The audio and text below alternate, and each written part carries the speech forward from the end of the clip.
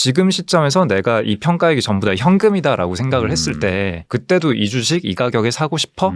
안 사지 라는 대답이 나오면 없애는 거죠. 근데 이런 질문과 답변을 하는 과정에서 내가 수익을 보고 있느냐 손실을 보고 있느냐는 전혀 중요한 요소가 아니다.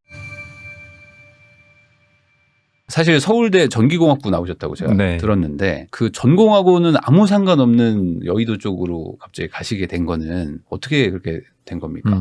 전공과 상관이 아주 없진 않아요. 1 정도 상관 있어요. 네, 그 전공 중에 확률론이라는 네. 전공이 있는데 그거는 네. 조금 도움이 되더라고요. 아. 네. 일단 전공이 너무 어려워서 네. 뭐 해서 먹고 살지 고민을 하다가 이 서점을 막 돌아다니다 보니까 이 주식 네. 투자 관련 서적을 발견을 하고 네. 이런 걸로 먹고 살 수 있나 하고 하다가 재밌어서 좀 너무 열심히 공부하다 보니까 졸업할 때쯤에는 이거 말고 할 줄 아는 게 없는 거예요. 근데 운 좋게도 좀 좋은 회사에서 네. 받아주셔가지고 취업이 네. 돼서 지금까지 이러고 있네요. 그럼 원래 대학생 때부터 투자를 하신 거예요? 네. 몇 살 때부터 하신 거예요? 올해의 네. 새로운 나이로는 21살이 되는 건가요? 예, 그렇구나. 헷갈리네. 아무튼 네, 옛날 나이로 22살 때.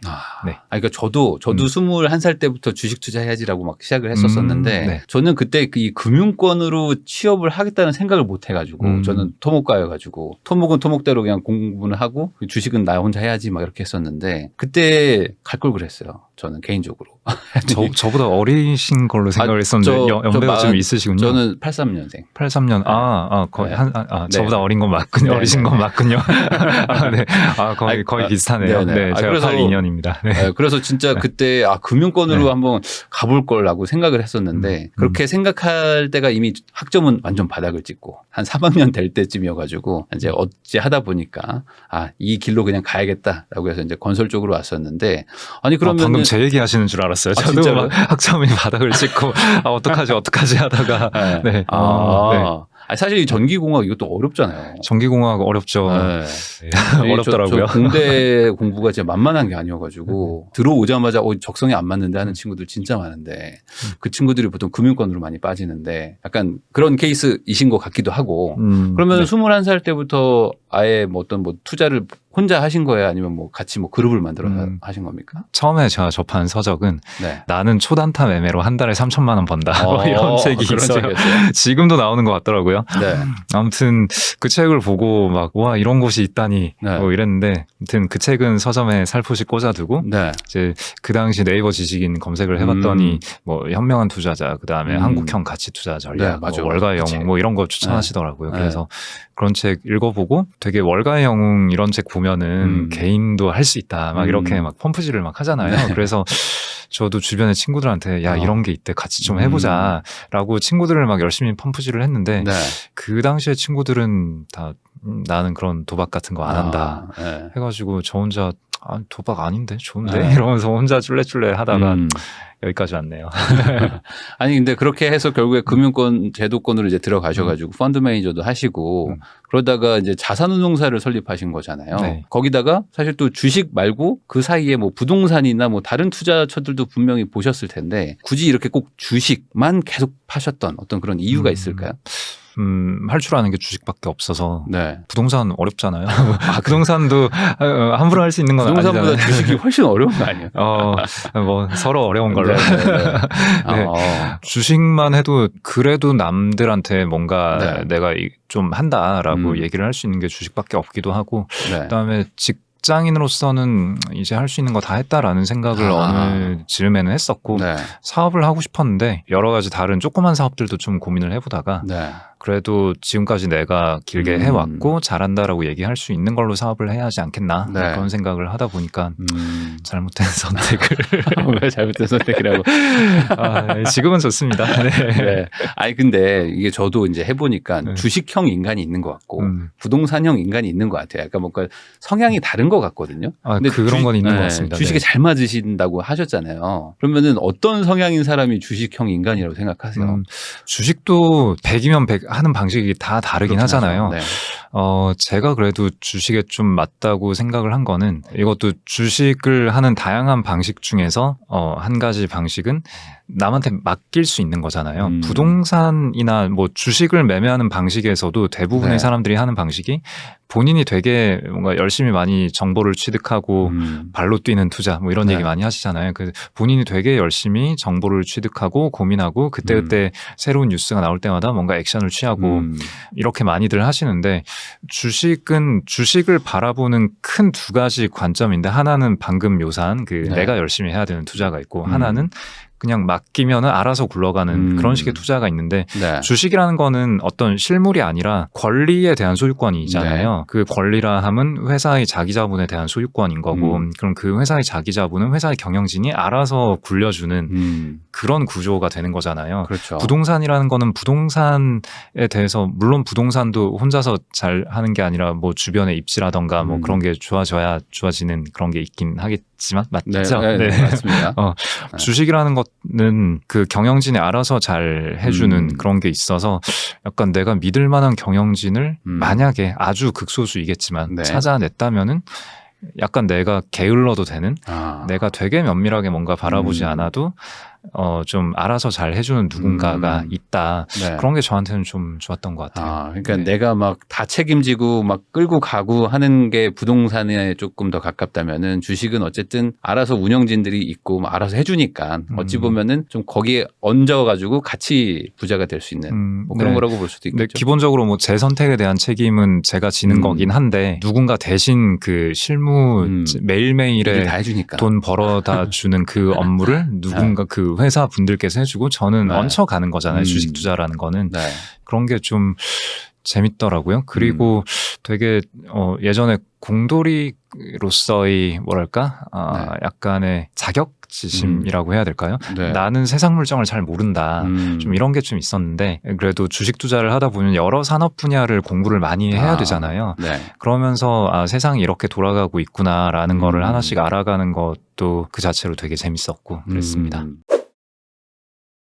근데 이 책 그 서문에 보면은 요 인상적인 부분이 있었거든요. 뭐냐면은 그 무언가 열심히 하는 것보다는 열심히 안 하는 게 오히려 더 괜찮은 실적을 올린다. 그리고 뭐 웬만한 뭐 펀드 수익률들이 뭐 시장 수익률이 이기기도 어렵다. 뭐 이런 얘기들도 네. 있더라고요. 네. 요게 어떤 얘기입니까?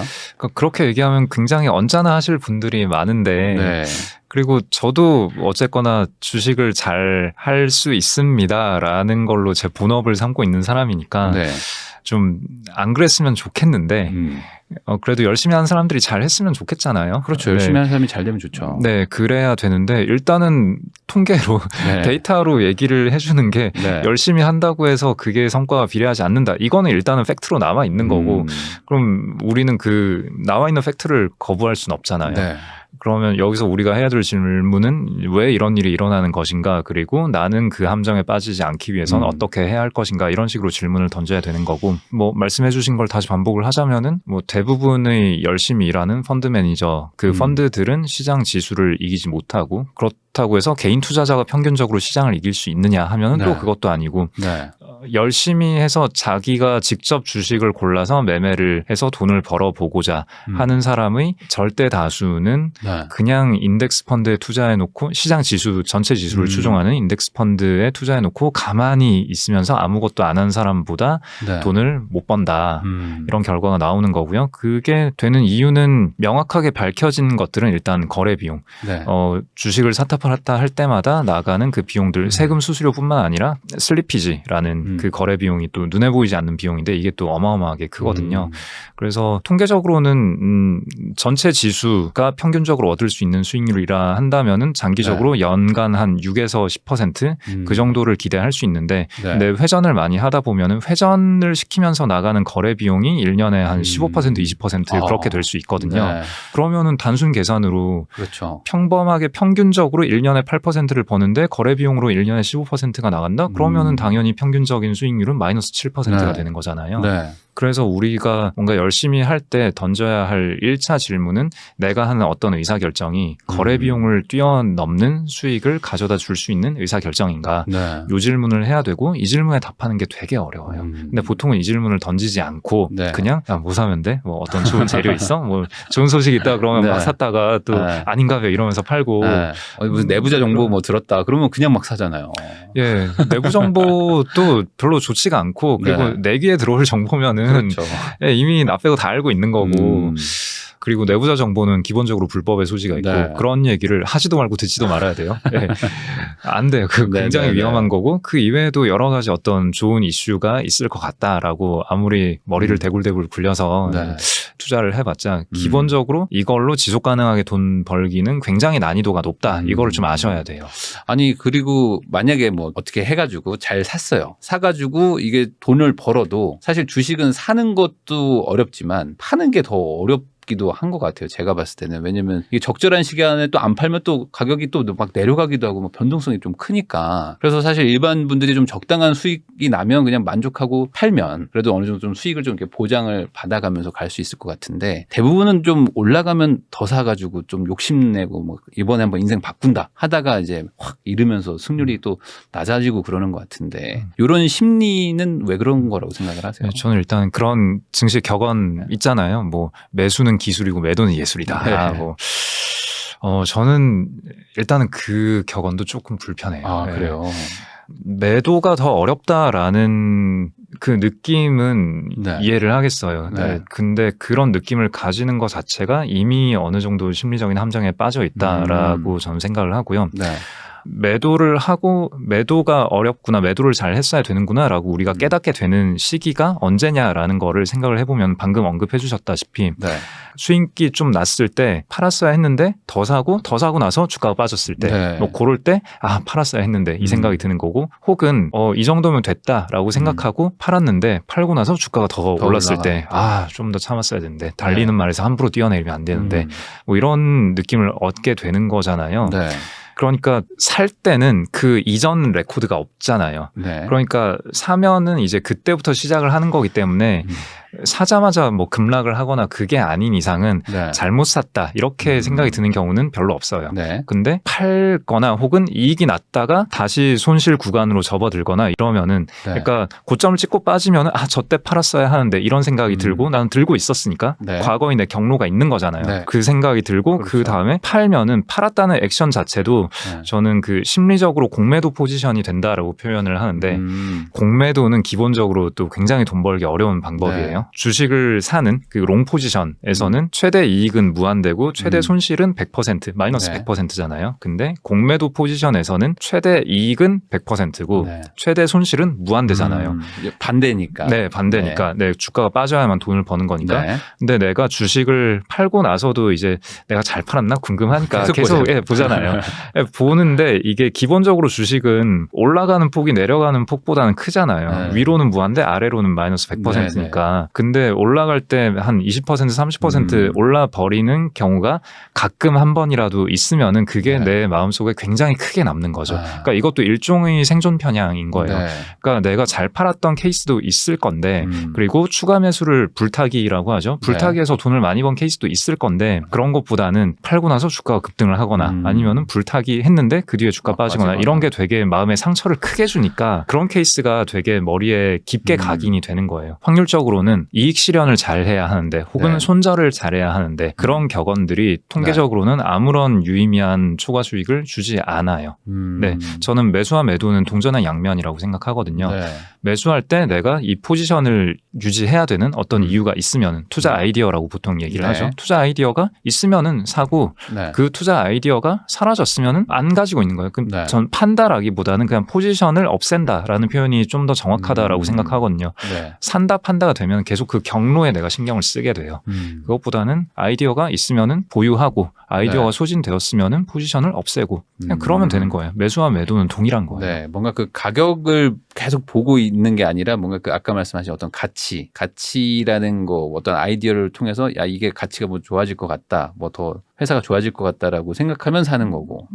그러니까 그 아이디어의 가격이라는 요소가 반드시 들어가긴 하죠. 가격이라는 건 굉장히 중요한 하나의 요소인데 제가 말씀드리고자 했던 거는 그 가격이 최근에 걸어온 경로, 그게 의사결정이 중요 포인트가 되면 안 된다라는 거죠. 최근의 가격 변동. 그러니까 올라가고 있으니까 사자. 뭐 이런 거는 안 좋을 수도 있다. 올라가고 있으니까 사자도 안 좋고 내가 산 이후에 올라갔으니까 팔자. 이것도 안 좋다는 거죠. 네. 지금 시점에서 그러니까 현재 내 평가액이 있을 거잖아요. 네. 지금 시점에서 내가 이 평가액이 전부 다 현금이다라고 생각을 했을 때 그때도 이 주식 이 가격에 사고 싶어? 라는 질문을 스스로에게 해보고 안 사지 라는 대답이 나오면 없애는 거죠. 그렇죠. 근데 이런 질문과 답변을 하는 과정에서 내가 수익을 보고 있느냐 손실을 보고 있느냐는 전혀 중요한 요소가 아니다라는 거죠. 그러니까 내가 가지고 있는 게 막 100% 수익이 나면 너무 기분이 좋은데 그쵸. 반대로 이 가격에 그럼 다시 내가 아예 처음부터 살래? 라고 생각하면 너무 높은데? 하면 팔아야 되는 게 맞는 거잖아요, 사실. 그렇죠. 네. 그리고 혹은 이 가격에도 살래라고 했을 때 이 가격에도 살만해 라는 대답을 얻을 수도 있거든요. 네. 그러면 계속 포지션을 보유를 하는 거고. 예. 그렇기 때문에 80% 수익 났을 때 60% 수익 났을 때도 가지고 있었던 거잖아요. 그래서 100%가 된 거고 여기서 계속 가지고 있다가 200이 될 수도 있는 건데 그러니까 원점에서 다시 생각하는 그런 질문을 계속 던져봐야 된다라는 거죠. 아니 근데 아까 말씀하신 거랑 또 이어서 생각해 보면 펀드 매니저들도 뭐 그런 마인드를 가지고 해서 이렇게 좀 수익을 시장 수익률보다 좀 높이면 좋을 텐데 그럼 아까 말씀하신 계속 그 거래량이 막 늘어나고 해서 수수료가 많이 나가고 하면서 시장을 못 이기는 건가요? 어찌 보면 전문가고 배운 사람들인데도 일반인처럼 수익률이 똑같이 뭐 안 나온다고 하면은 뭐가 근본적인 문제인 건지. 그 전문가이기 때문에 빠지는 함정들이 또 있거든요. 그래요? 사람이 기본적으로 정보량이 많아질수록 내가 더 잘한다라는 착각에 빠지게 되고 그다음에 뭔가를 하고 싶은 충동을 느끼게 돼요. 네, 아마 개인 투자자 분들도 많이 느끼실 거예요. 뭐 어떤 내가 공부를 열심히 하면 할수록 내가 이 주식 좀 잘 아는 것 같고 그래서 좀 사고 싶다라는 충동 혹은 지금이면은 팔 타이밍에 이런 미묘하게 타이밍이 보이는 것 같은 느낌도 들고 막 하잖아요. 그 기관 펀드 매니저들은 늘상 그걸 느끼거든요. 그리고 또 이 사람들도 결국은 직장인이기 때문에 약간 주변으로부터의 압박 같은 게 있어요. 오늘 하루 매매를 아무것도 안 하고 있으면은 뭔가 놀고 있는 것 같고 주가는 계속 변하죠. 뭐 하냐고 대응 안 하냐. 주가가 빠지고 있든 오르고 있든 매일매일 주가 변동은 있잖아요. 그럼 그 주가 변동에 대해서 그냥 손 놓고 지켜보고 있으면은 열심히 안 하는 것 같은 느낌을 좀 주거든요. 그래서 그런 거를 회사 차원에서 적극적으로 우리는 그런 거 신경 쓰지 않는다라고 좀 정책을 잡아주면 좋은데 그렇지 않는 경우에는 매니저들이 그런 외부의 압박으로 인해서 매매를 하는 경우도 있고 그리고 기본적으로 본인이 열심히 일을 했으니까 얻는 정보도 많아지고 그러면 또 막 매매를 하고 싶어지거든요. 근데 대부분의 매매는 거래 비용을 초과한 이익을 내지 못하기 때문에 좋지 않은 뭐 이래나 저래나 뭐 주식의 문제라기보다는 그 주식을 운영하는 사람의 어떤 심적인 문제가 더 클 수도 있다 이렇게 봐야겠네요. 네, 저는 그게 아주 크다고 생각합니다. 아니 그러면 이제 대표님 얘기를 들어보면 전문가도 안 되고 초보자도 안 되고 그러면은 결국에 이 주식 시장에서 어떻게 해서 돈을 초과 수익을 버느냐 그러면은 이제 그동안 검증된 그 정말 투자의 현인 같은 사람들이 있잖아요. 뭐 이 책에서도 써주셨지만 벤저민 그레이엄, 워렌 버핏, 피터 린치 하면 뭐 정말 주식에서는 뭐 거장 중에 거장이신 분들 아닙니까? 그러면 이런 분들의 성공 전략을 따라하는 건 어떻습니까? 그래서 제가 앞서 그런 얘기를 하다 보면 좀 종종 오해를 받는 게 그래서 초과 수익을 내는 게 불가능하다는 그러니까 약간 그렇게 들리거든요. 근데 저는 해도 안 돼. 이렇게 어렵다와 불가능하다는 다르다라고 생각을 하고요. 제가 2년 전, 지금 이제는 3년 전이겠네요. 요 책의 2년 전에 주식하는 마음이라는 책을 썼는데 그 책에서 그런 얘기들을 막 했더니 그래 이 책을 읽고 나는 주식을 하고 싶다라는 욕심을 싹 버렸습니다. 감사합니다 하더라고요. 뭐 그 책의 의도이긴 했어요. 그래요? 근데 이제 그런 얘기를 막 하다 보니까 또 이게 그럼 불가능하다는 거냐 뭐 이런 얘기도 많이 들었고 그리고 또 열심히 하시는 분들이 또 좀 언짢아 하시는 기색도 보이셨고 열심히 해도 안 된다는 거예요. 난 지금 열심히 하고 있고 잘 하고 있는데 뭐 그렇게 말씀을 해주시는 분도 계시고 그래서 저는 불가능하다라고 얘기를 한 적이 없습니다. 불가능이 아니라 그냥 어렵다. 생각보다 많이 어렵다라는 거고 그다음에 우리가 열심히 한다라는 것도 그 열심히의 방향 무엇을 열심히 하는 게 추가 수익에 도움이 되는 거냐 여기에 대해서도 방향을 잘 못 잡는 경우가 굉장히 많기 때문에 그런 얘기들을 또 하면 얘기가 길어지니까 첫 책에서는 그냥 어렵다 하고 넘어갔는데 그러면 이제 후속작 내달라. 그래도 뭐 좀 열심히 하고 싶다. 뭐 해야 되냐. 그러니까 열심히 해야 될 노력의 방향을 정해달라. 그러니까요. 예. 그래서 지금 딱 말씀해 주신 그대로 자 그러면 우리가 뭘 해야 될지를 결정을 하려면은 어쨌거나 잘한 사람 훌륭한 성과를 낸 사람으로부터 배워야 하는 게 당연한 수순 아니겠느냐라는 게 기본적인 생각이고요. 근데 이 바닥이 또 아까 했던 얘기랑 다 이어지는 거긴 한데 주변에 단기적으로 좋은 성과 낸 사람은 많아요. 엄청나게 많아요. 엄청나게 많은데 이분들이 정말 지속 가능하게 좋은 성과를 냈느냐 일단 검증 가능한 성과를 냈느냐 요것도 이 필터에서 대부분이 사라지고요. 그다음에 지속 가능한 어떤 원칙을 가지고 성과를 냈느냐 여기에서 또 대부분이 걸러지고요. 그 다음에 그 원칙을 우리가 배울 수 있느냐. 그러려면 일단 이 사람이 알려줘야 되고 그 다음에 그 알려주는 걸 내가 배울 수 있어야 되잖아요. 요렇게 두 가지 필터를 추가로 적용을 해보면은 제가 아는 한 전 세계에서 요 세 명밖에 안 남더라고요. 네. 그러니까 이게 뭐 가치 투자니 뭐 모멘텀 투자니 뭐니 그런 걸 다 떠나서 그냥 주식 투자를 한 모든 인류 중에서 제가 아는 한으로는 요 세 명밖에 없는 거예요. 장기간 성과도 냈고 그리고 알려주기도 하고 그리고 배울 수 있는 어떤 뭐 구성이 아주 심각하게 어렵거나 막 감으로 하거나 이런 것도 아니 뭔가 그 팩터가 있는 그런 거는 이 세 분밖에 없다. 네, 제가 아는 한은. 그러면은 사실 이분들이 오래된 분들이잖아요. 그러니까 그동안 책도 많이 나오고 그걸 실제로 따라하는 분들도 있었을 텐데 이게 안 되는 분들이 훨씬 많을 거 아닙니까? 따라했다 안 되는 거. 그러면 그런 분들은 뭐 어떤 점에서 뭔가 잘못을 했거나 뭐 실수를 했거나 했다고 보시는 거예요? 저는 이게 사고 체계와 스타일 요거를 구분하지 못한 실수가 있었다. 사고 체계와 스타일이 다르다. 네. 사고 체계라 함은 제일 처음 시작은 주식이라는 자산이 도대체 뭐냐. 뭔가를 사려면은 내가 뭘 사는 건지를 알아야 될 거잖아요. 그렇죠. 부동산을 살 때는 그 부동산에 대한 소유권을 사는 거잖아요. 그리고 그 현장도 가보고 뭐 등등등 하는 거잖아요. 그리고 미술품을 산다. 그럼 당연히 내 눈에 보이는 그 미술품을 소유하는 거고. 근데 우리가 보험에 가입을 한다거나 그럴 때는 약간 이거 어렵잖아요. 그러니까 보험 가입할 때는 고민을 되게 많이 하시는데 주식 살 때는 약간 편의점 라면 사듯이 사는 그거보다 고민 안 하는 분도 있을 거예요. 그래서 사고 체계라 함은 일단 이 내가 사는 이 자산이 도대체 뭐 하는 자산이냐부터 시작해서 내가 그럼 주식을 돈 벌려고 하는 거잖아요. 뭐 사회 환원하려고 이거 하는 거 아니잖아요. 그러면은 주식을 사는데 이 자산을 사서 내가 돈을 벌 수 있는 이유는 무엇인가? 과연 이 사회가 어떤 이유로 내가 주식 투자를 통해서 돈을 벌게 냅두는 거지? 이런 거에 대한 대답이 있어야 되잖아요. 그러니까 주식이라는 것부터 공부를 해야 되는 거군요. 네, 주식이 도대체 뭔지, 주식이라는 자산이 도대체 뭔지, 법적으로 어떤 권리가 보장이 되어 있으며, 그러면은 이게 어떤 가격을 매겨서 이 권리를 사고 판다라는 건 도대체 어떤 의미인가? 그럼 이 주식을 내가 10,000원을 주고 어떤 주식 한 주를 샀다 치고, 그럼 다른 사람이 나한테서 뭐 11,000원에 이 주식을 사가는 이유는 도대체 무엇인가? 뭐 그런 거에 대한 고민들을 이제 쭉 하고, 그럼 여기에서 내가 돈을 번다라는 게 지속적으로 돈을 버는 게 가능하려면은 어떤 것이 필요한가 그리고 나는 그거를 실천을 할 수 있는 사람인가 일단 그 초과 수익의 가능성 돈을 벌 수 있는 가능성에 대한 고민을 먼저 하고 그래 할만한 것 같아 라고 하고 뛰어들어서 세부적인 기업 분석을 해보거나 아니면 인덱스 펀드를 사거나 등등등의 작업을 해야 되는데 그 작업이 안 되는 거죠. 그리고 이제 열심히 하겠다라고 공부를 하시는 분들은 이런 작업을 일단은 좀 건너뛰지 않는 분도 많으시지만 좀 그냥 대충 넘어가고 뭐랄까 이분들의 스타일 이분들이 어떤 기준에 부합하는 주식을 매매를 했는가 뭐 PER이라는 지표가 있고 PER이 낮은 주식들을 사서 돈을 벌었다. 라던가 뭐 순유형 자산이라는 거에 집중을 했다 혹은 뭐 매출액의 성장성에 집중을 했다 라던가 뭐 여러 가지 그 사람들이 실제로 했던 어떤 포트폴리오의 특성들 있잖아요. 그것과 사고 체계를 혼동을 한 거죠.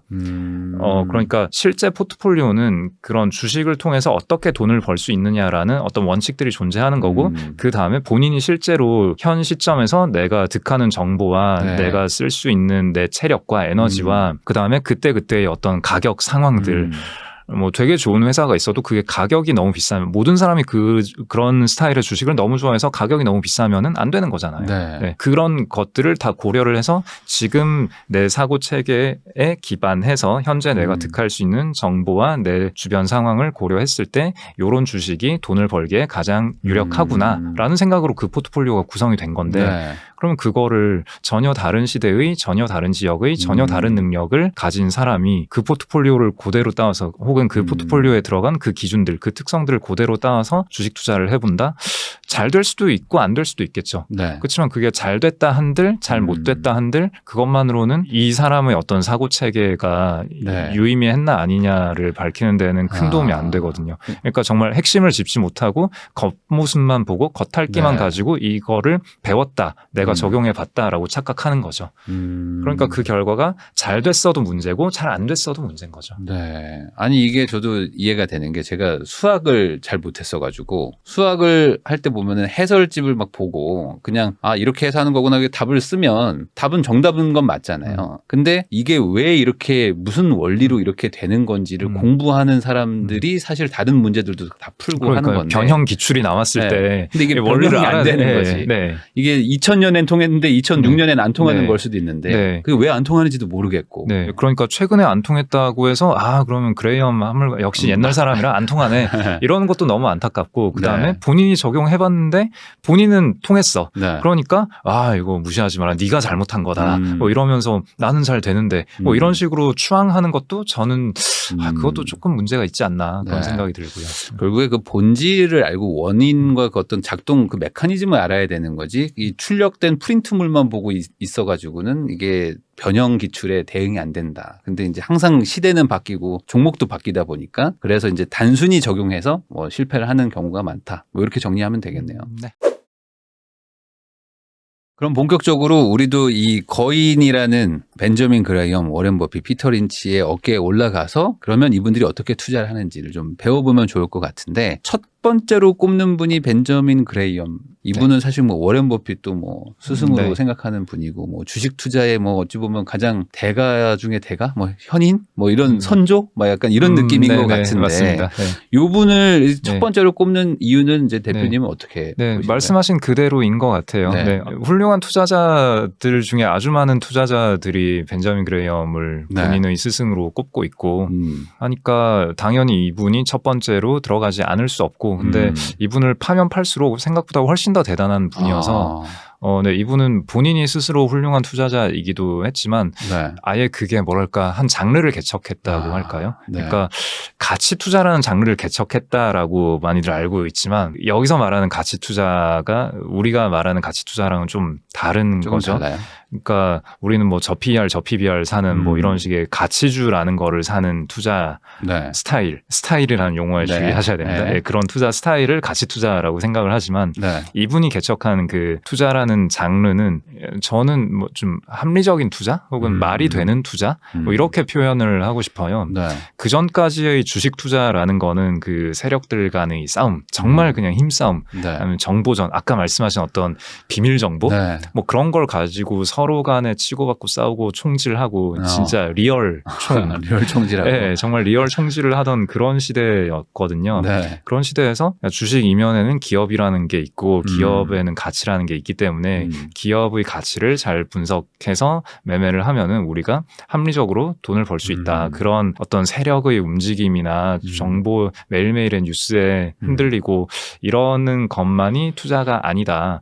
이런 식으로 진중하게 사려 깊게 분석해서 돈을 벌 수 있다. 그런 개척을 한 거거든요. 그러니까 현 시대에 주식 투자를 하면서 기업 분석을 하면서 투자를 한다? 그런 모든 사람은 벤 그레이엄으로부터 어떤 지적인 유산을 물려받았다라고 보시면 되거든요. 그러니까 지금 너무 당연하게 생각하는 거의 모든 개념을 이제 이분이 시초로 만드신 거라고 봐야 되겠죠. 네, 그 우리가 지금 금융 자격증 중에서 가장 권위 있는 자격증이 CFA라는 자격증이 있잖아요. CFA 협회를 만든 게 이분이에요. 네.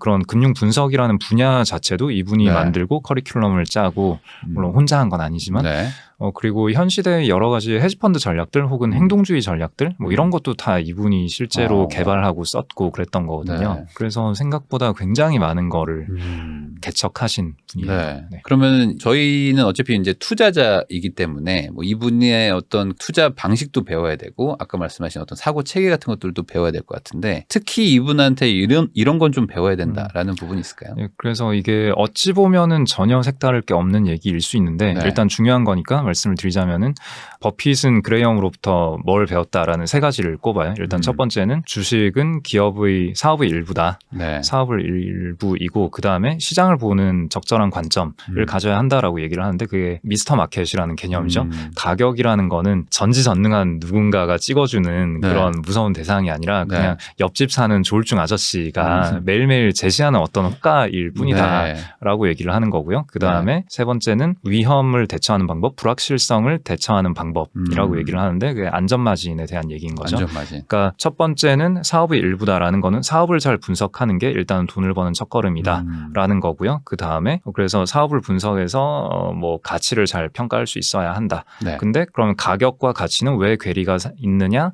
사람들은 심리에 따라서 너무 왔다 갔다 하기 때문에 그 괴리가 생기는 거고 그래서 내가 가치를 잘 판단을 했다면은 가격에 흔들리지 않을 수 있는 거죠. 근데 그렇다 하더라도 내가 틀릴 가능성에 대해서 우리는 언제나 고려를 해야 하기 때문에 가능한 한 주식을 살 때 가능한 싸게 사고 그 다음에 하나에 몰빵하는 게 아니라 여러 종목으로 나눠서 포트폴리오로 접근을 하고 이게 투자의 핵심적인 세 가지인 거죠. 네. 사실 생각해보면 당연한 얘기인 거잖아요. 네. 가치를 잘 판단해가지고 가치보다 최대한 싸게 사서 혹시 모를 리스크를 좀 방어하는 식으로 하고 그리고 가치에 도달해서 뭐 넘어갈 때까지 가지고 있어서 돈을 벌자 뭐 이런 개념이라고 볼 수 있는데 그전에는 아예 이런 것도 없었다는 거예요. 그전에는 그런 것도 없었고 문제는 맞아요. 말씀하신 게 맞아요. 일단은 요 세 가지를 그냥 들으면은 당연해 보이는데 이게 좀 곡해돼서 전달되는 것들이 있거든요. 그래서 이 책에선 제가 좀 집중을 한 게 그 세 가지는 워낙에 널리 알려진 얘기이기 때문에 그거는 뭐 해야만 하는 이야기니까 짚고 그 다음에 이 그레이엄에 대한 오해를 설명하는데 좀 많은 분량을 할애를 했어요.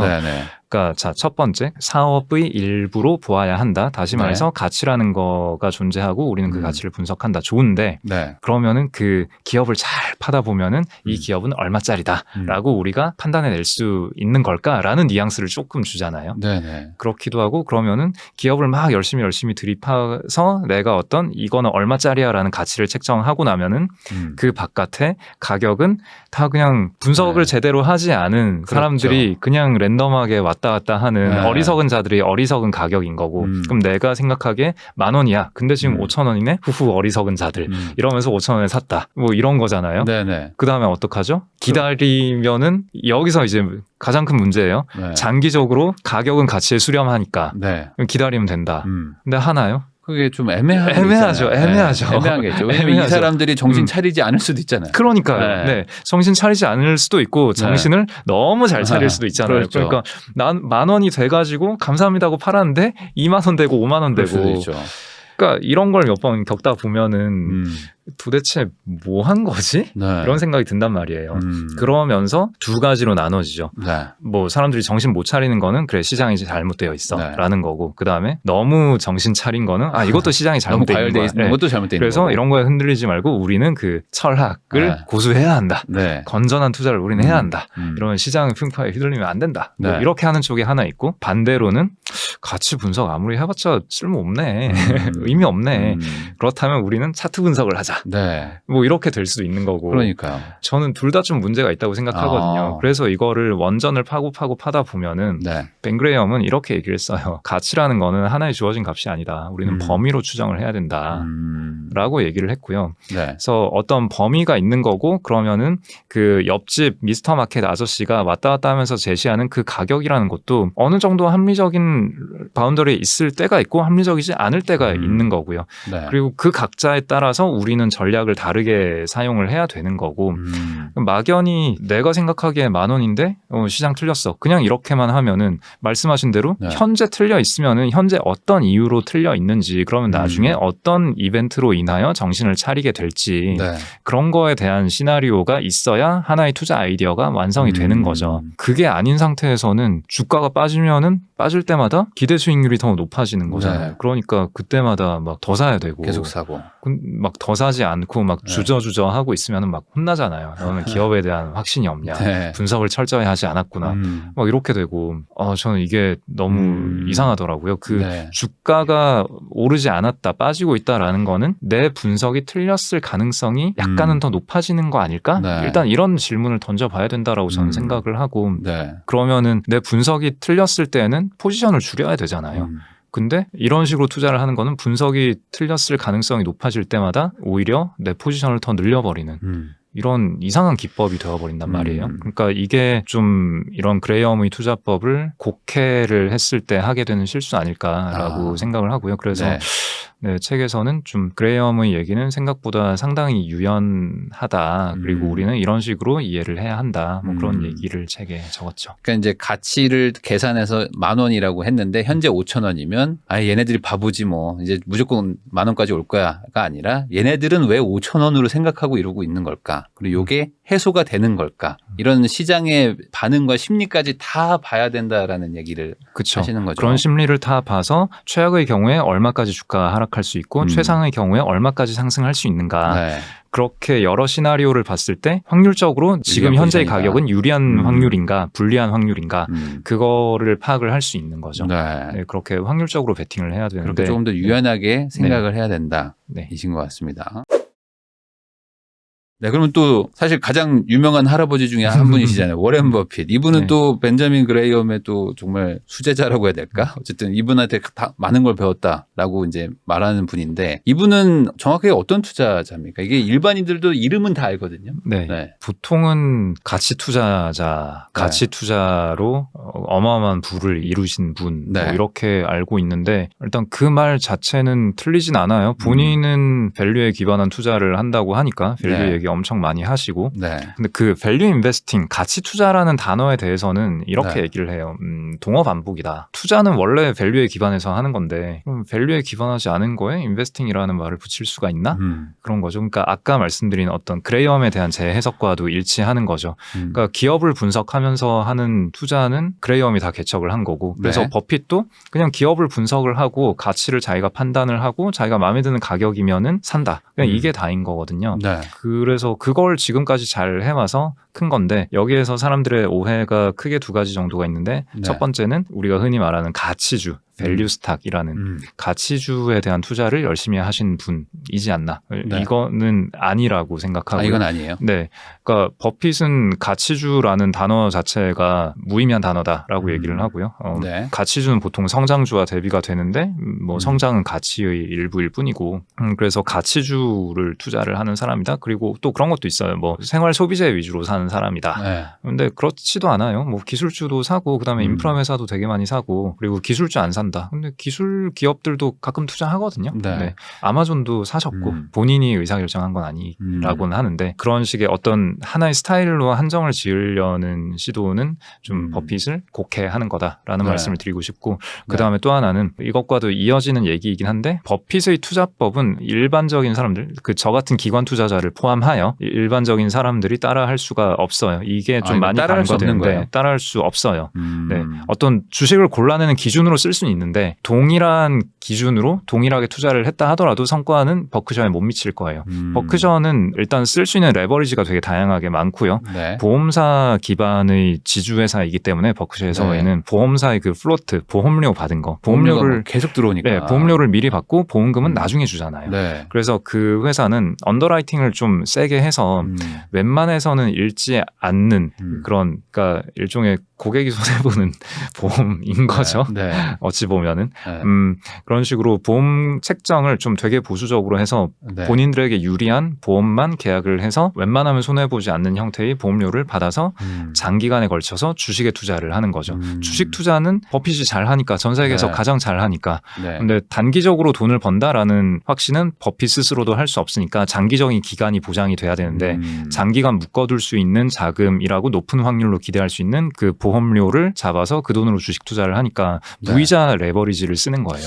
그러니까요. 이게 많은 분들이 버핏이 그냥 자기 돈 가지고 막 사고 팔고 하는 거라고 생각하시겠지만 이게 보험사 기반이니까 돈이 현금이 계속 들어오는데 뭐 한 30년짜리 무이자 대출율 같은 거잖아요. 그렇죠. 네, 이런 돈들을 가지고 또 워낙 실력이 또 좋으시니까 그쵸. 레버리지가 엄청나게 맞아요. 늘어나면서 돈을 버는 건데. 맞아요. 예, 기본적으로 레버리지를 크게 쓰시는 분이고 네. 또 하나는 회사를 통으로 사서 아예 자회사화 시켜버리잖아요. 물론 상장 주식도 되게 많이 사지만 그렇게 자회사화한 주식에 대해서는 이 버크셔는 지주회사이기 때문에 이 회사가 쏴주는 배당금을 비과세로 받아 올려서 비과세로 받아 올린 돈으로 투자를 한단 말이에요. 네. 그러니까 버핏이 기업을 볼 때 현금 창출 능력이 좋고 ROIC가 높고 어쩌고 이런 기준들을 얘기를 하는데 그게 물론 유의미한 기준이에요.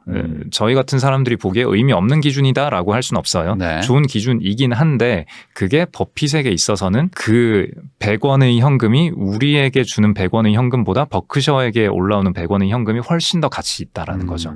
비과세니까. 네. 그리고 그걸 또 투자금화해서 나는 또 불릴 거니까. 그러니까요. 네. 그 투자금의 원천 같은 개념으로 이 주식을 보는 건데 우린 단순히 투자로 보면 좀 다를 수 있다. 그렇죠. 네, 그래서 기본적으로 기법을 그대로 우리가 따라한다 하더라도 버크셔만큼의 성과는 낼 수 없다라는 건 감안을 해야 되고요.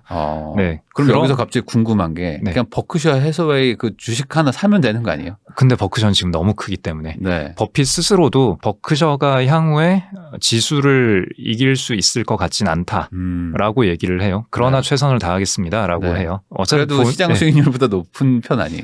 최근 10년은 시장보다 뒤떨어져요. 아, 그래요? 네. 그때 보면은 연도별로 보면은 시장을 함유할 때도 있고 시장을 뛰어넘을 때도 있는데 누적해서 최근 10년 이렇게 보면은 좀 안 좋아요. 네. 그렇군요. 그래서 결국은 사이즈가 너무 크기 때문에 여기서 또 하나 조심을 해야 되는 게 그래서 최근 10년 동안 성과가 안 좋다라고 해서 버핏이 이야기하는 투자의 사고 체계가 이제 먹히지 않는 거냐 그렇게 얘기할 건 또 아니다라는 거죠. 네. 단일 어떤 인간 기반으로 굴리는 돈 중에서 전 세계에서 가장 크거든요. 물론 버크셔보다 운용재산이 더 큰 자산 운용사들은 있어요. 근데 그 회사들은 여러 가지 펀드 상품을 운용을 하는 거기 때문에 그리고 인덱스 펀드 하는 회사도 되게 많고 그래서 어떤 특정 사고 체계, 투자 기법을 논하는 회사 중에서는 버크셔가 가장 크고 그렇기 때문에 뭐 최근의 성과가 나빠졌다라고 해서 그의 사고 체계가 틀렸다라고는 말할 수 없는 거죠. 그러니까 워렌 버핏은 그러면 물론 아까 말씀하신 뭐 의미가 없다고 하실 수도 있지만 어쨌든 가치를 잘 판단해서 가치보다 좀 저평가된 걸 사는 건 맞는데 그게 뭐 꼭 기술주는 안 사고 뭐 굴뚝주만 사고 뭐 이런 거는 아니고 여러 가지를 다 사는데 중요한 건 레버리지를 많이 일으켜 가지고 장기간 가지고 있으면서 시장의 우상향에 베팅해서 결국에 큰 돈 번다 뭐 이렇게 봐야 되는 건가요? 시장의 우상향이라는 파트만 빼고는 다 제 해석과 일치하고요. 시장의 우상향에는 베팅하지 않아요. 버핏은 그냥 자기가 볼 때 훌륭한 경영진과 동행하는 거죠. 네. 그래서 시장이 어떻게 되든 그거는 신경을 안 쓰는 건 아니지만 의사결정의 주요 요소가 아니에요. 네.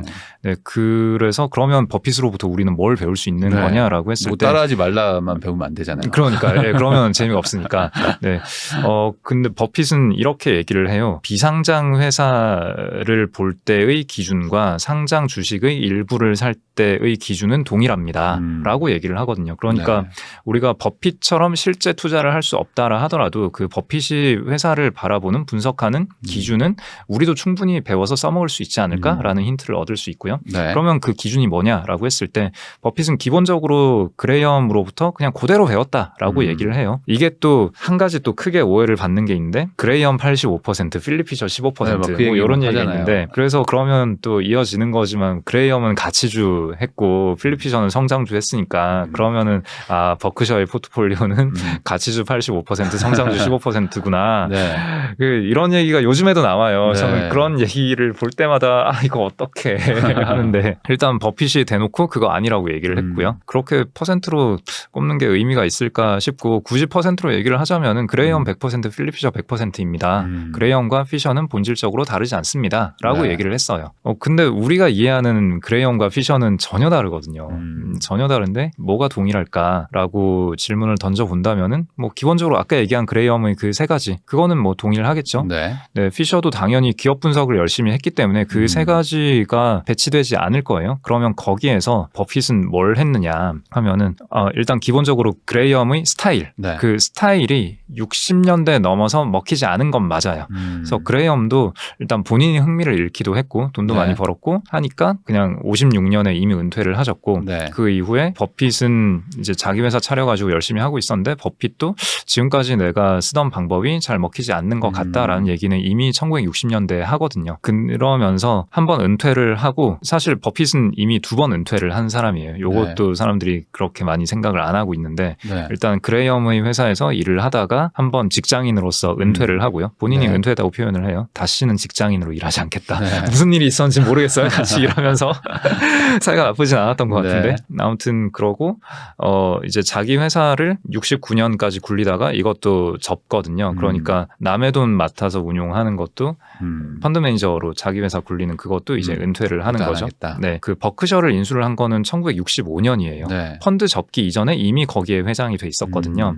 그러니까 버크셔 해서웨이의 회장이라는 거는 버핏에게 있어서는 약간 부업 같은 거였는데 사이즈가 커지다 보니까 본업이 됐는데 아무튼 그러면 그 전환기에 뭘 했느냐가 그레이엄과 버핏을 가르는 기준이 될 건데 뭐 결론만 얘기를 하자면은 기업의 경영진에 대한 태도, 경영진을 분석의 얼마나 중요한 요소로 삼느냐 이게 그레이엄과 전혀 달랐거든요. 그레이엄에게 경영진은 그냥 뭔가 감춰놓고 이거 내 돈인데 주주인 내 건데 경영진은 감춰놓고 딴짓하는 사람이고 그러면은 그레이엄 의 스타일은 경영진과 싸움을 붙어서 그래서 너네가 감춰놓은 이 보석 같은 이 밸류를 외부로 뽑아내는 이게 그레이엄이 하는 투자 기법인 거예요. 네. 근데 버핏은 일단 그렇게 할 만한 회사를 발견하기 어려워지기도 했고 그게 또 되게 피곤하잖아요. 그 기업 분석은 되게 열심히 해야 되는데 분석을 열심히 해놓고도 회사랑 다투고 그 다음에 뽑을 거 뽑아내고 나면 이제 바이바이 해버리고 이게 좀 버핏의 취향과는 잘 안 맞았던 것 같기도 하고 그래서 버핏이 선택한 방법은 이렇게 뭔가 꽁꽁 싸매고 감추고 자기네들을 위해서 쓰는 그런 경영진이 아니라 정말 주주를 위해서 일을 하는 그런 솔직한 태도 더하기 실제로 돈을 잘 버는 훌륭한 능력 그 두 가지를 다 갖춘 경영진 물론 아주 희귀하겠죠. 아주 드물지만 그런 경영진을 발견한다면 그냥 아주 비싸지 않은 가격에 그런 회사를 살 수 있다면 그 경영진과 앞으로 10년 20년 계속 그냥 함께 할 수 있는 거 아니냐. 하겠다, 네, 동업을 하겠다. 네, 맞습니다. 그 말씀하신 동업이라는 파트너라는 표현을 버핏은 엄청 자주 하거든요. 그래서 우리는 동업자 관계로 계속 같이 가고 싶다. 뭐 그런 식의 투자를 한다라고 보시면 되겠습니다.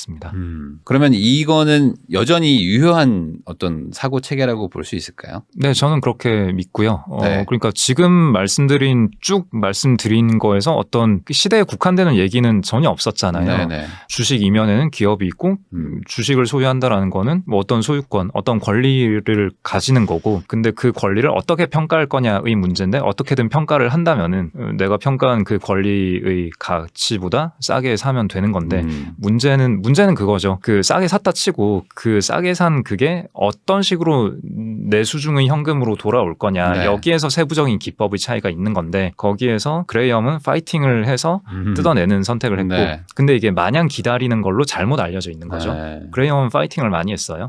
그리고 버핏도 파이팅을 많이 했는데 파이팅 하다 보니까 피곤해서 그냥 회사가 알아서 나에게 굴려주는 그런 기법을 선택을 했다라는 거고 이거는 발견할 수 있느냐 없느냐의 문제지 먹히냐 안 먹히냐의 문제는 아닌 거예요. 그러네요. 좋은 사업을 영위하고 있고 뭐 경쟁자와의 또 격차도 또 유지할 수 있는데 경영진까지도 좋은 회사가 마침 또 금융위기든 뭐든 위기 상황에 싸게 나오면 그냥 사버려. 이러고 그냥 동업한다. 이런 식의 전략은 뭐 언제든지 먹힐 수 있는 거잖아요.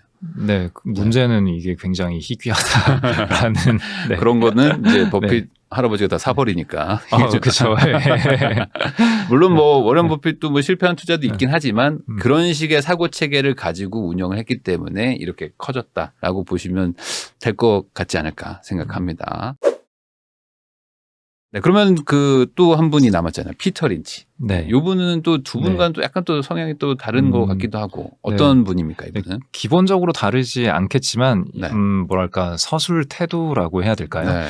그게 좀 다른 것 같아요. 그리고 우리가 좀 실제로 배워서 익힐 수 있는 방법도 훨씬 더 다양하게 알려주고 있고요. 이분이 그래서 그 짤이 많거든요. 한 장짜리. 권총짤, 이런 거, 몽둥이짤. 뭐 여러 가지가 많아요. 이분이 뭐 아마 뼈 때리는 말 뭐 이런 것들이 좀 많은데 소개 좀 좀 해주세요. 네, 피델리티의 마젤란 펀드라고 네. 당대 가장 큰 펀드를 전 세계에서 가장 큰 규모의 펀드를 운용을 하셨고 수익률도 네. 어마어마하게 좋으시고 그리고 이분이 본인이 직접 쓴 책이 3권이나 돼요. 네, 그리고 그 3권의 책이 다 개인 투자자 읽으라고 쓴 책이고 굉장히 쉬운 어투로 네. 잘 적어 놓으셨죠. 네. 그래서 저는 개인적으로 셋 중에서 피터 린치를 네. 가장 좋아하고요. 나한테 제일 많이 알려줬으니까. 워렌 버핏은 못 따라하고 벤자민 그레이엄은 너무 옛날 분이시고 네. 요분은 네. 이제 우리한테 너 읽으라고 써줬으니까. 네, 네. 그러니까 저한테 저한테 읽으라고 주셨으니까 좋잖아요. 네.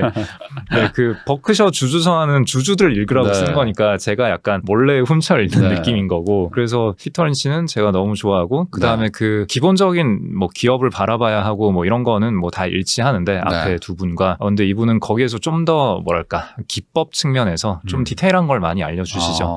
그래서 그런 측면에서 되게 많이 배웠고 그래서 사실 그 앞에 그레이엄 버핏 이렇게까지만 하면 아까 그 말씀을 드렸잖아요. 이게 먹히고 말고의 문제가 아니라 발견할 수 있느냐 없느냐의 문제라고.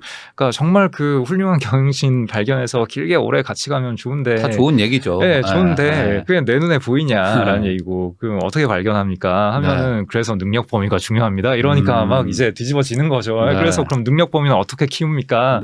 하면은 어떤 기업부터 봐야 됩니까? 그럼 알파벳 A부터 보세요. 이러고 있으니까 막 진짜 답답한 것도 있고. 아니, 좋은 말씀 감사하긴 한데 좀 요즘 말로 이제 킹받는 그런 게 있잖아요. 네. 그래서 약간 좀 디테일을 좀 잡아주셨다 이거죠. 네, 이분이. 그래서 피터 린치는 기업을 볼 때 뭐 6가지로 주식을 분류하기도 하고 그래서 성장주를 볼 때는 이런 거에 좀 주의를 해야 되고 자산주를 볼 때는 이런 거에 주의를 해야 되고 턴어라운드 주식 이런 거 되게 재밌는데 뭐 요런 거에 좀 조심해야 된다. 이런 함정에 빠질 수 있다. 뭐 그런 얘기들을 상세히 잘 해주셔가지고 그래서 제가 책에서 별도로 뭘 정리할 그런 게 별로 없긴 하거든요.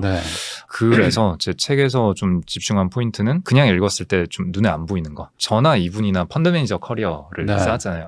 이제 대등은 전혀 아니지만 직업은 동일하지 않습니까? 네, 직업은 동일하니까. 그러니까 이분이 펀드 매니저 커리어를 겪으면서 이런 생각을 했겠구나, 이런 경험을 하셨구나라고 약간 눈에 보이는 그런 게 있더라고요. 그래서 그런 것과 그 다음에 앞에 두 사람에 대해서 서술을 할 때 좀 부족한 포인트 그런 것들을 버무려서 제 책에 넣었는데. 근데 여기 이 책에 뭐 아마추어 투자자들이 좀 오해하고 있는 멘트나 이런 것들이 있다고. 맞아요. 일단 피터 린치 책 딱 읽어보면 기억에 남는 게 생활 주변에서 발견하라. 그런 거 진짜 많이 돌잖아요. 저거 뭐 치약이 잘 팔린다면 뭐 사라. 막 네, 좋은데 생활 주변에서 발견하랬지 사라고 안 했거든요. 그래요? 네. 다른 거예요? 그게 어떤 인터뷰에서 대놓고 그렇게 얘기를 했어요. 스타벅스 커피 맛있다고 스타벅스 주식 사라는 그런 얘기가 아니다. 책 월가 영웅에도 잘 읽어보면은 그 멘트가 나와요. 이런 걸 발견했다고 해서 바로 사라는 게 아니라 이건 시작점일 뿐이다.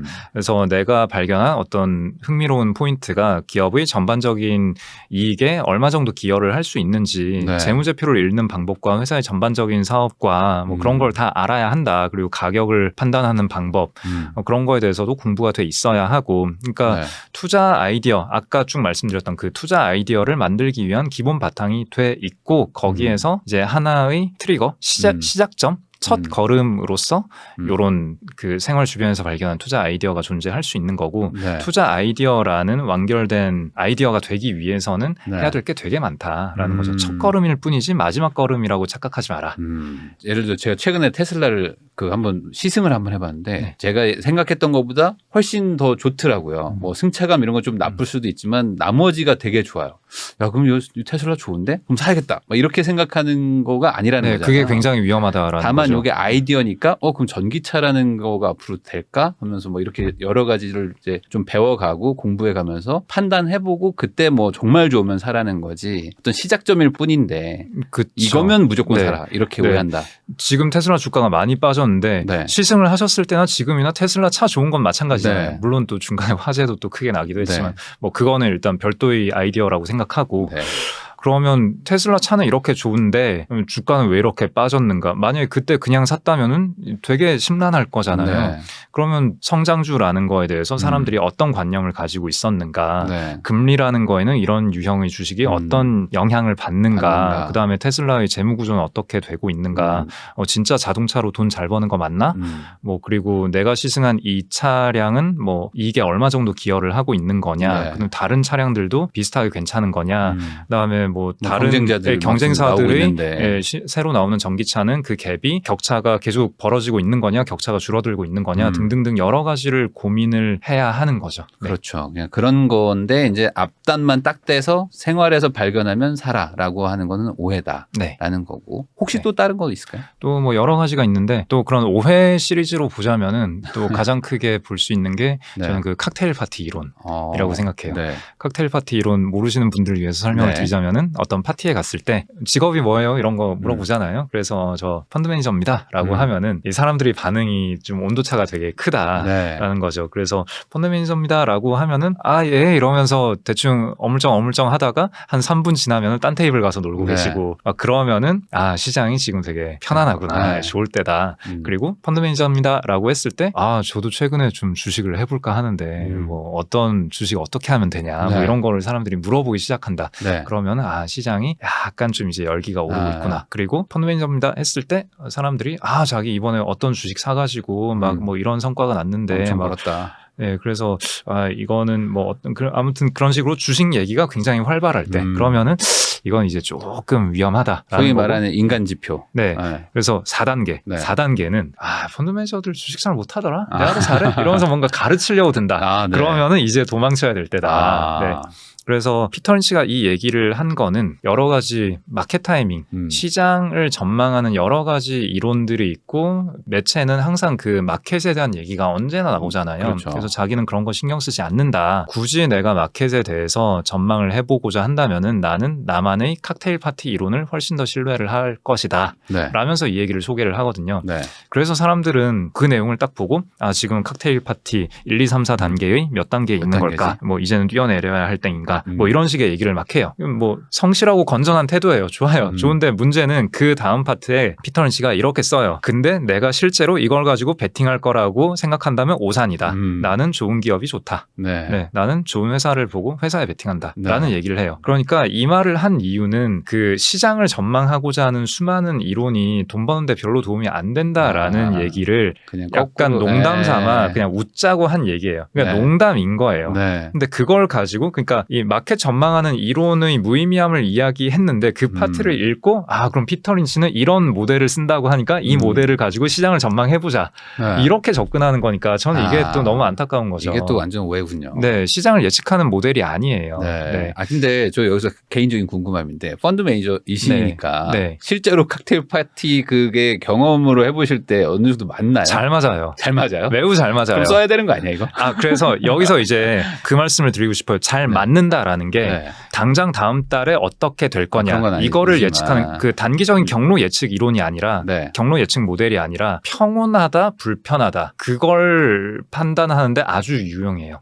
여기서 평온하다 함은 일단 불편하다부터 먼저 얘기를 하는 게 좋을까? 불편하다는 거는 주식을 살 때 좋은 회사 좋은 주식이어도 되게 조심해서 사야 되는 약간 좀 가격이 높아 약간만 삐끗하더라도 훅 빠질 수 있는 그런 좀 조심스럽게 살얼음판을 걸어야 하는 그런 때가 있고 그런 때가 이제 불편할 때인 거고 그러니까 앞으로 한 5년 정도 보유한다면은 5년간 한 연환산 한 20% 정도 벌 수 있을 것 같은데 그 사이에 반토막이 언제든 날 수 있을 것 같다. 이런 각오를 하고 사야 하는 그런 상태를 저는 불편한 상태라고 얘기를 하는 거고요. 그다음에 평온한 상태는 그냥 들고 편안하게 가면 되겠다. 한 5년 정도 그냥 기대 수익률은 똑같아요. 5년 동안 가지고 있으면은 연환산 20% 정도 벌 것 같기는 한데 지금 사람들이 별로 관심이 없어가지고 좀 뭐 웬만하면 크게 깨지지도 않을 것 같고 그냥 대충 막 사도 될 것 같다. 요런 때가 있어요.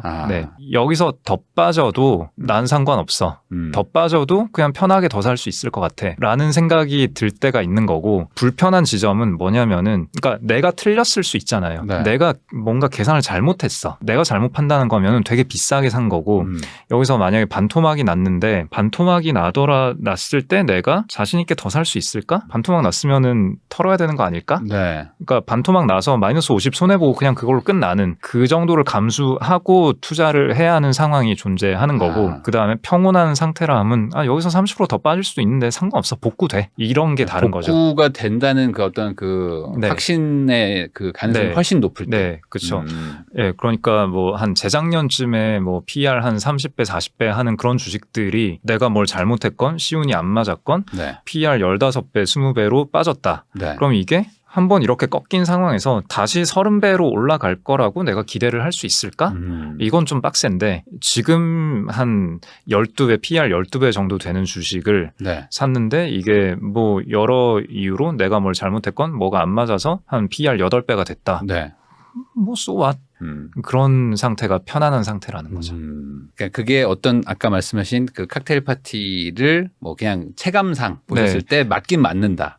네. 그래서 그 주변에 좀 제가 되게 인기가 많을 때, 인기가 많을 때는 그런 불편한 주식들이 되게 많아요. 그래서 주식을 한 100개 정도 종목들을 쫙 훑어보더라도 이거는 딱 사고 싶다라고 마음에 드는 주식이 별로 없어요.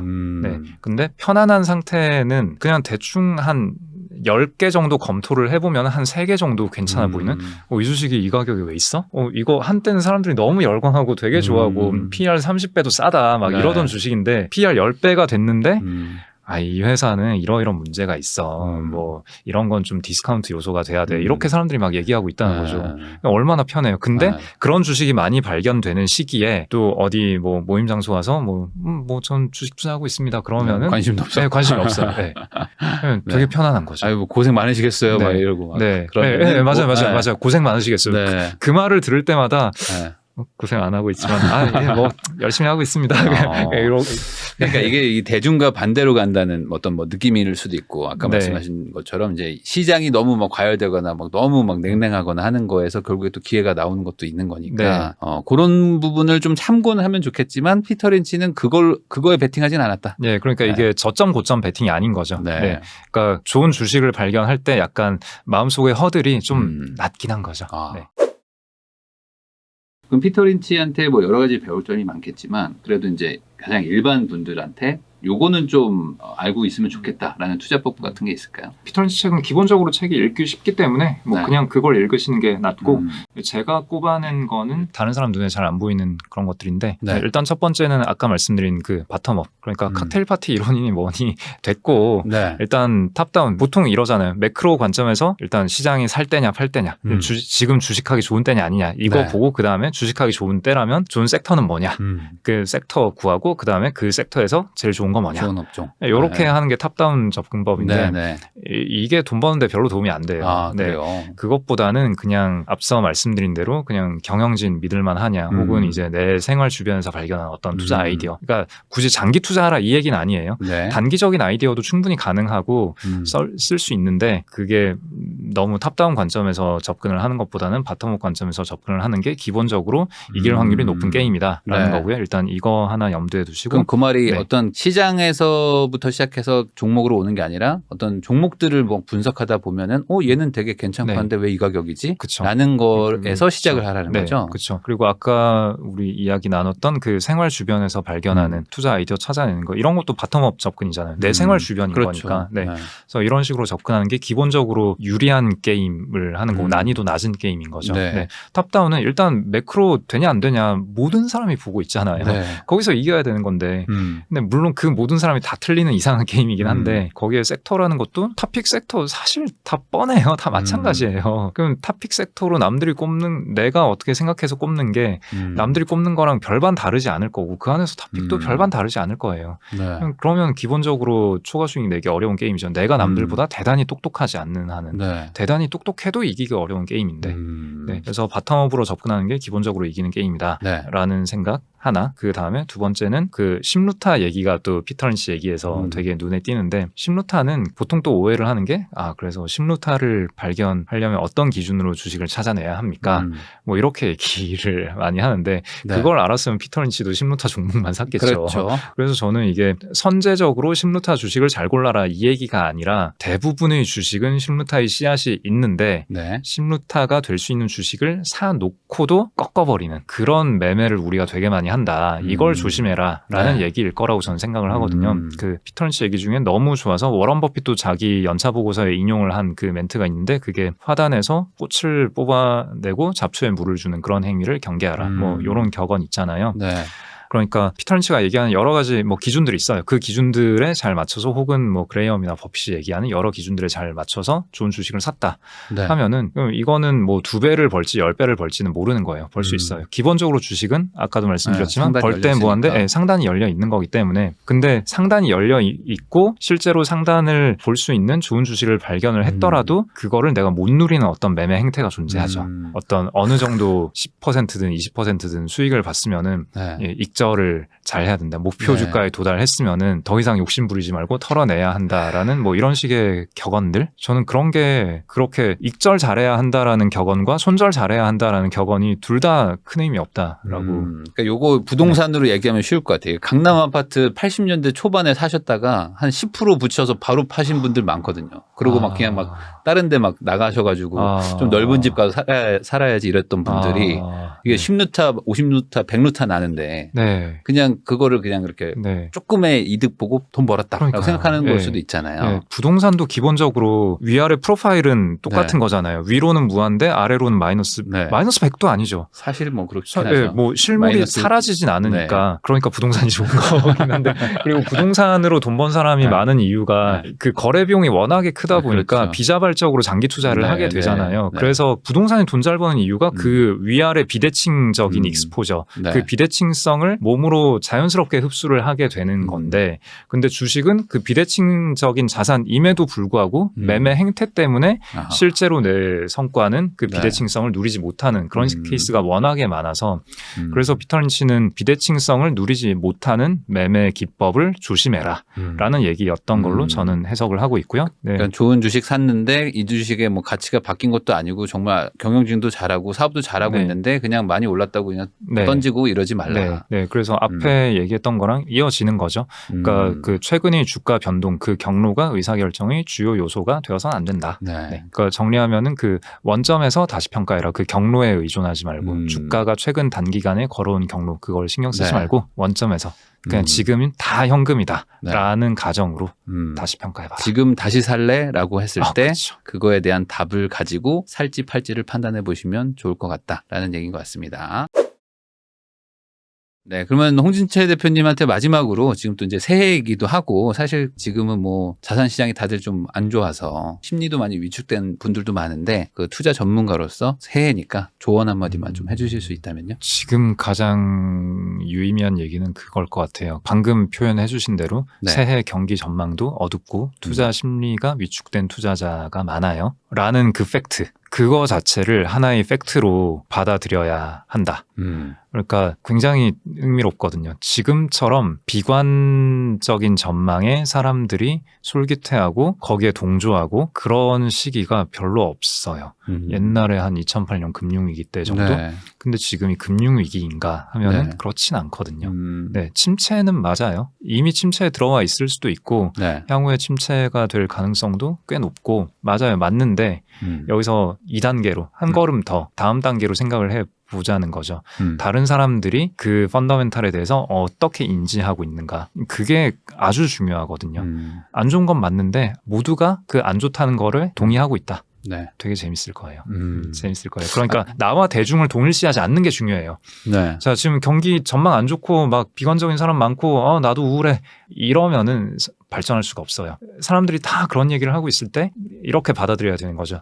현재 비관론이 팽배해 있구나. 나는 어떻게 해야 할까? 비관론이 팽배해 있다라는 거 자체를 하나의 팩트로 놓고 그 고민을 시작을 하셔야 돼요. 그걸 누적을 하다 보면은 나중에 좀 많은 경험이 쌓이고 여유로운 그 본인의 모습을 발견할 수 있을 겁니다. 그 말씀드리니까 아까 그 칵테일 파티 좀 그런 느낌도 나기도 하고요. 뭔가 그러면 또 반대로 또 기회를 볼 수 있을 것 같다는 생각도 좀 들기도 하네요. 일단 드리고 싶은 말씀은 그렇다고 해서 막 지금 뭐 되게 싸다 뭐 뭐 이게 어려운 거야 뭐 이게 참. 이거는 아니고 그냥 그 네. 뭐랄까 펀더멘탈이 안 좋음에도 불구하고 사람들이 낙관적일 때가 있거든요. 그게 한 작년 이맘때쯤이었는데 네. 그러면 이게 되게 불편한 거고 네. 지금은 일단 그때는 아니다. 네. 그러니까 요거를 이제 시작 포인트를 삼아가지고 또 네. 이렇게 하나하나 좀 공부하고 배워가면서 넓혀 가시다 보면 또 기회를 잡을 수 있을 것 같습니다. 네, 오늘은 거인의 어깨라는 책을 2권입니다. 이 2권의 책을 쓰신 라쿤 자산운용의 홍진채 대표님 모시고 세계적인 거장들이죠. 투자 거장들인 이 거인들로부터 어떤 투자를 배워야 되는 건지 이런 걸 알아보는 시간을 가져봤습니다. 오늘 나와주신 홍진채 대표님께 다시 한번 감사하다는 말씀을 전하고요. 시간 내주셔서 영상 시청해주신 구독자분들께도 감사의 마음을 전합니다. 나와주셔서 오늘 고생 많으셨습니다. 감사합니다.